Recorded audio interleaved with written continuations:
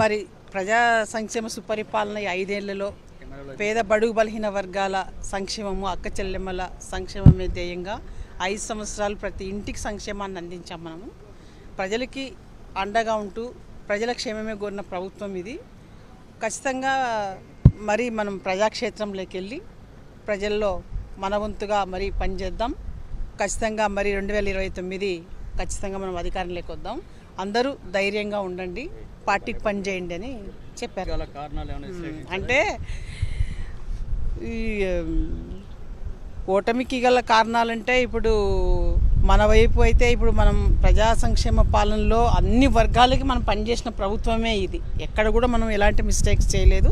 కానీ ఏవైనా ఇంకా ఎక్కడైనా పొరపాట్లు ఏవైనా జరిగింటే వాటన్నిటిని కూడా అనలైజ్ చేసుకొని రాబోయే రోజుల్లో పార్టీ వర్గాలకి, పార్టీ క్యాడర్కి, ప్రజలకి దగ్గరగా ఉంటూ ప్రజాక్షేత్రంలో పనిచేసి ఇంకా మెరుగ్గా మంచి ఫలితాలు రావడానికి పనిచేద్దాం. అందరు ధైర్యంగా ఉండండి అని చెప్పడం జరిగింది. ఖచ్చితంగా కూడా మేమందరం ఎమ్మెల్సీలను కూడా ఈరోజు దాదాపు 30 మంది అటెండ్ అయ్యాము. అందరం కూడా గట్టిగా ఏదైనా కూడా ప్రజల కోసం, రాష్ట్ర అభివృద్ధి కోసం మా వంతు ప్రతిపక్ష పార్టీగా ఖచ్చితంగా మేమందరం అండగా ఉంటాం. పార్టీకి శాసనమండలిలో అంటే మేమంతా మెజార్టీగా ఉన్నాం కాబట్టి మరి ప్రజల కోసం పనిచేసే భాగంగా మరి ఏవేవైతే హామీలు ఇచ్చారో ఆ హామీలన్నిటి కూడా వాళ్ళు నెరవేర్చాలన్న విధంగా కూడా మేము వాటిని ఖచ్చితంగా మా గొంతు మేము ఇప్పుతాం.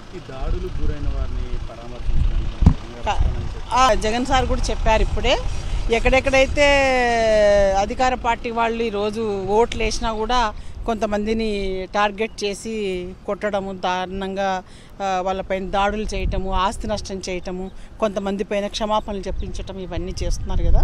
వాళ్ళందరికీ కూడా మేము ప్రజాక్షేత్రంలోకి వస్తాము. ఖచ్చితంగా అందరికి కూడా అండగా నిలబడతాము. ఇవన్నీ కూడా మంచి పద్ధతులు కాదు ఏ పార్టీకి అనేది కూడా.